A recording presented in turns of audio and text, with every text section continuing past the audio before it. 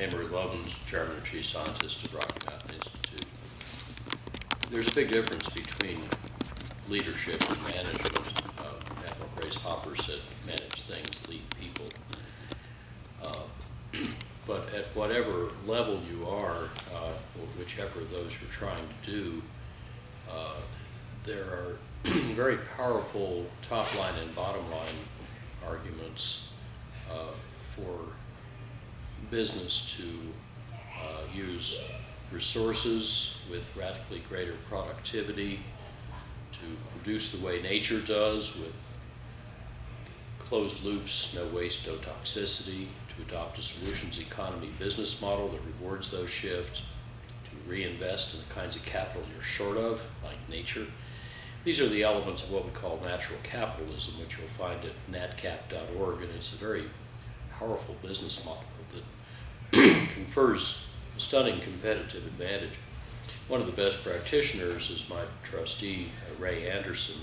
You may know his book, Mid-Course Correction, and he has a new one coming out called something like Confessions of a Green Industrialist that I'm sure will be very good reading.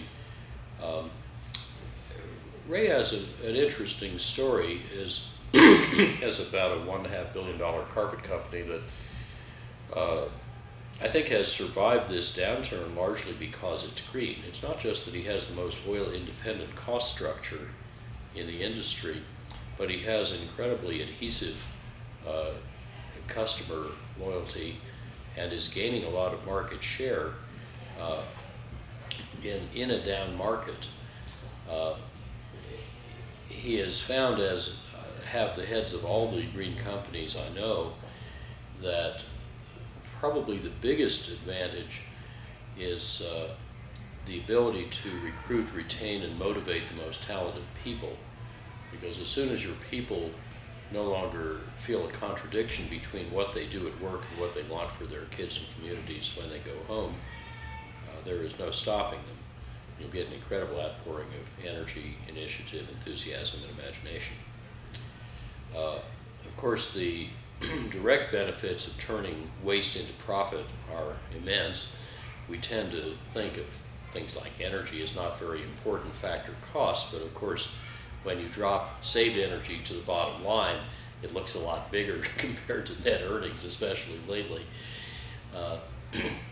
And there are often very important indirect benefits. For example, an efficient office will typically show about 6 to 16% higher labor productivity, because when people can see what they're doing, hear themselves think, feel more comfortable, and breathe cleaner air, they do more and better work.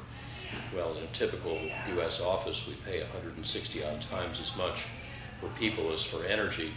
So a 1% gain in labor, actually 0.6% gain in labor productivity, would be equivalent to eliminating the entire energy bill. But we're actually seeing an effect not of 0.6, but of 6 to 16%. In other words, about 10 to 25 times as big as that. We see 40% higher retail sales pressure in well-daylit stores, 20-odd% faster learning in well-daylit schools, and faster healing, less pain, better clinical outcomes in green-efficient hospitals. Even in a steel mill, if you properly count the side benefits of quality and reliability and so on in more efficient equipment, you'll end up buying the same, with the same economics, about twice as much efficiency as you thought you could afford. Resource productivity is especially lucrative now that we know how to get expanding returns, not diminishing returns, to investments in it. That is, how to make very large, even order of magnitude, energy and resource savings cheaper than small or no savings. That's all laid out in my Stanford Engineering School lectures at rmi.org/Stanford.